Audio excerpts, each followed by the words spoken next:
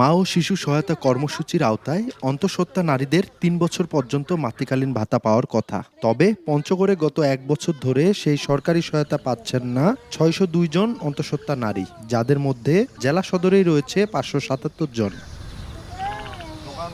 সুবিধাভোগীরা জানান, তালিকাভুক্তির পর কয়েকবার দেয়া হয় ভাতা, কিন্তু হ্যাকিংয়ের মাধ্যমে একটি প্রতারক চক্র নম্বর পরিবর্তন করে মোবাইল ব্যাংকিংয়ের মাধ্যমে উঠিয়ে নেয় সরকারি টাকা। ভাতা সংশ্লিষ্ট কর্মকর্তাদের বিরুদ্ধেও রয়েছে জালিয়াতির অভিযোগ। এই ১ বছর থেকে আমাদের টাকাগুলো আমরা কি কারণে পাইলাম না? টাকাগুলো কে মারে খাইলো আমাদের টাকাগুলো?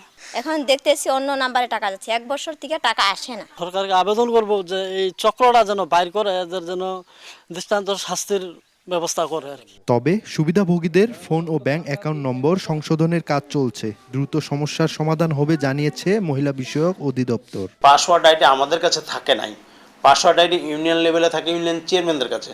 তারা ইউডিসি কিংবা সচিবকে দিয়ে কাজটা করায়, তারা আমাদের কাছে সেন্ড করে। জাস্ট আমরা হয়তো একটু যাচাই বাছাই অবজেকশন থাকলে করি এবং সেটা একটা ক্লিক দিলেই চলে যাই, আমাদের দায় দায়িত্ব শেষ। জেলার ৫ উপজেলায় ৪৩টি ইউনিয়ন পরিষদ রয়েছে। সদরের প্রতি ইউনিয়ন থেকে ৯ জন এবং বাকি ৪ উপজেলার প্রতি ইউনিয়ন থেকে ৫ জন করে অন্তঃসত্ত্বা নারী প্রতি মাসে সরকারি এ সুবিধায় তালিকাভুক্ত হন। সোহাগ হায়দার, সময় সংবাদ, পঞ্চগড়।